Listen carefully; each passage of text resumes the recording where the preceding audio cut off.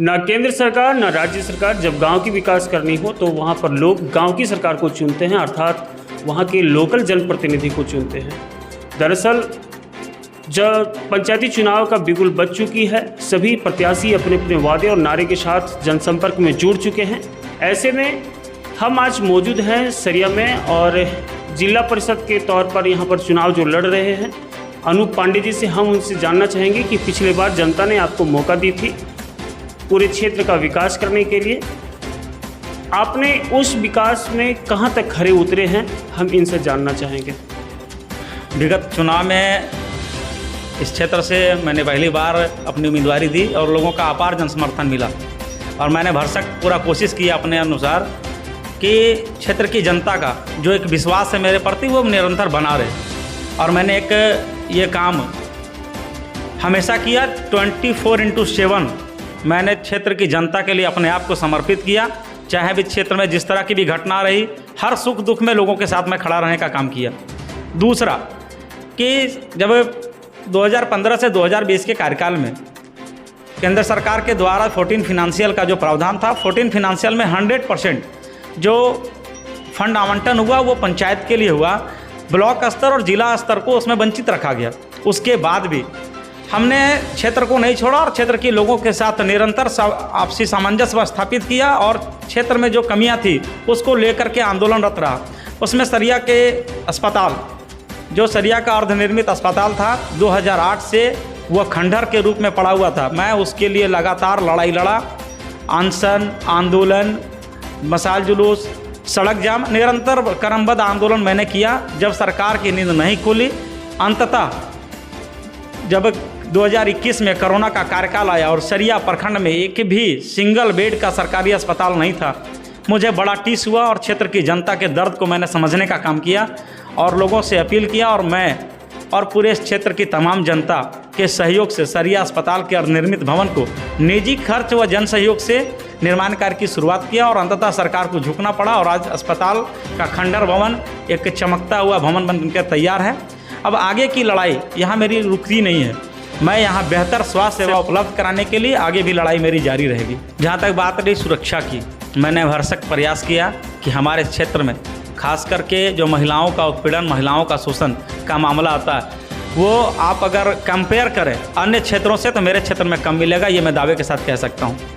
साथ ही साथ शिक्षा का जो व्यवस्था है, शिक्षा व्यवस्था में मैंने ये प्रयास किया कि गरीब से गरीब लोगों का जो सरकारी मापदंड के तहत बीपीएल परिवार के बच्चों को प्राइवेट स्कूलों में भी शिक्षा ग्रहण हो सके, उनका नामांकन हो सके। मैंने कई बच्चों का नामांकन करवाने का कार्य किया और ये मेरा निरंतर प्रयास जारी रहेगा। अब तक मैं क्षेत्र के विकास के लिए चाहे जिस तरह का भी फंड हो, पर मुझे जिला परिषद के रूप में फंड आवंटित हुआ या ना हुआ, मैं व्यक्तिगत तौर पर लोगों के पास मिल करके, चाहे वो डीसी हों, जिला विकास योजना के पदाधिकारी हों, मैं सबसे मिल करके अब तक लगभग 1.5 करोड़ रुपया का योजना धरातल पर उतारा हूं।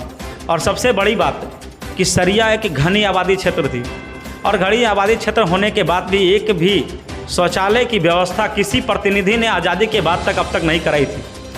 मैंने उनको आईना दिखाने का काम किया और सरिया बाजार के इर्द गिर्द मैंने 3 सुलभ शौचालय का निर्माण कराने का कार्य किया, क्योंकि ये एक सरिया जो है हम लोग का बड़ा व्यावसायिक मंडी है और चौधरी बांध से लेकर के आपके फरसाबाद तक के लोग यहाँ पर बाजार करने आते हैं। ऐसे में जब महिलाएं मार्केट में आती है तो शौचालय, निश्चित तौर पर शौचालय की आवश्यकता पड़ती है, मानव प्रवृत्ति है और एक शौचालय की व्यवस्था नहीं होना हमको लगता था कि सरिया के लिए बहुत बड़ा कलंक है। मैंने उस कलंक को दूर करने का कार्य किया है।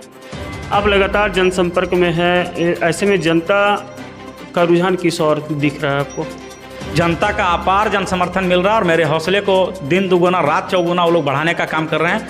मुझे यह बहुत ही सुकून महसूस हुआ कि मैंने 5 साल जो लोगों के बीच निरंतर अपने आप को लोगों के लिए समर्पित किया, आज उसका हमको सामने फ़ायदा नज़र आ रहा है कि अगर पब्लिक से आप रिश्ता बेहतर बना करके रखते हैं तो जनप्रतिनिधियों को ज़्यादा मेहनत करने की आवश्यकता नहीं पड़ती है।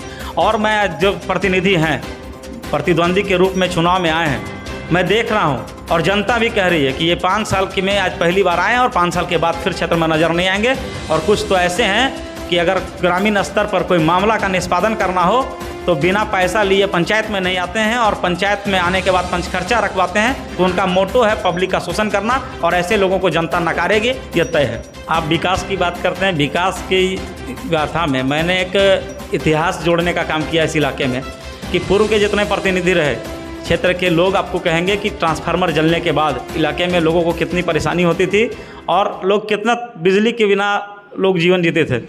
मेरे आने के बाद, मुझे प्रतिनिधित्व इस क्षेत्र का करने के बाद मौका जब मिला, मैंने जिस क्षेत्र में भी ट्रांसफार्मर वगैरह जला, तार की समस्या रही, पॉल की समस्या रही, इस तरह से जुड़ी कई मामले मेरे पास आए और मैंने मजबूती के साथ जनता की बातों का वकालत पदाधिकारियों के सामने किया। और हम उदाहरण स्वरूप दे देंगे कि उर्रो मुस्लिम टोला, सब्बलपुर, सखुआडी, कुबाडी, पोखरियाडी, खैराबाद इत्यादि में, नीमाटाड़, फैकरापहरी इत्यादि कई इलाके में जहां भी ट्रांसफार्मर जले मैं उनको उपलब्ध कराने का काम किया। क्षेत्र की समस्या को लेकर के जब भी लोग थाना से समस्या रहा हो, ब्लॉक से समस्या रहा हो, मैं मुखर होकर के अपनी बुलंद आवाज़ के साथ उनकी वकालत करने का काम किया और उसके कामों को निष्पादन कराने का काम किया है। ऐसे कई दर्जनिक मामले हैं।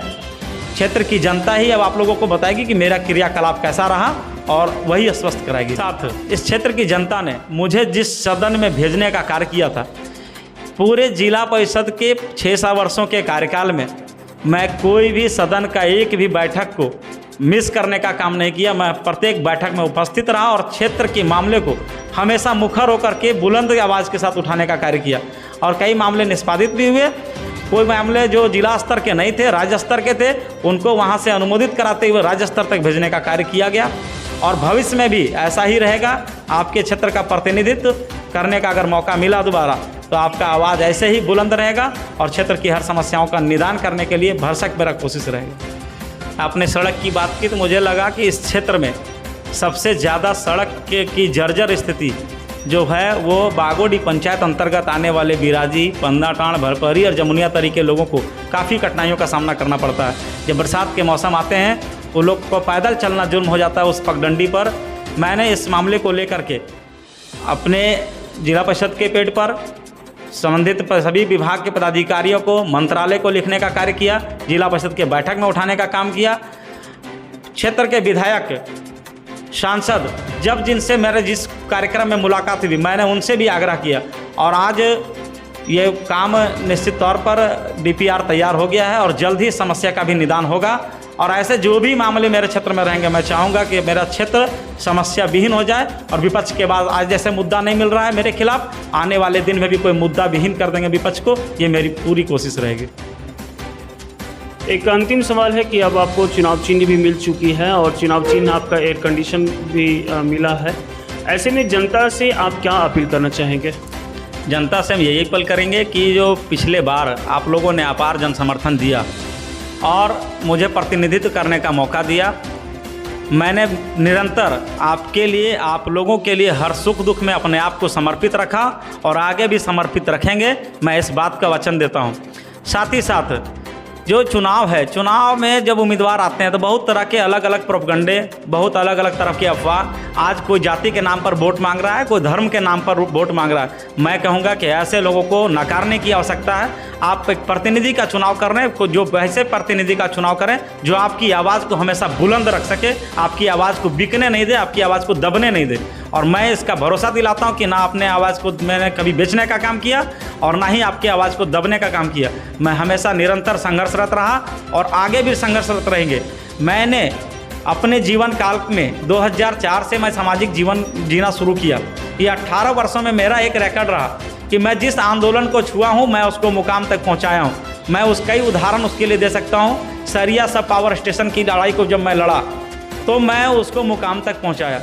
जब कुछ क्षेत्र जैसे लालो कोनी, बिराजी, पंदाटाण, भड़पहरी, जमुनिया तरी, इन क्षेत्रों के लोग आज़ादी के बाद भी बिजली इनके गांवों तक नहीं पहुंचा था, मैं निरंतर लड़ाई लड़ा और इनके गांवों तक बिजली को पहुंचाने का कार्य किया। ठीक उसी प्रकार सरिया अस्पताल की लड़ाई को मैं 2015 से शुरू किया और अंततः 2022 में अस्पताल को बनाने में जो कर्म करना पड़ा हर तरह से मैं तत्पर रहा और अस्पताल के निर्माण को कराया।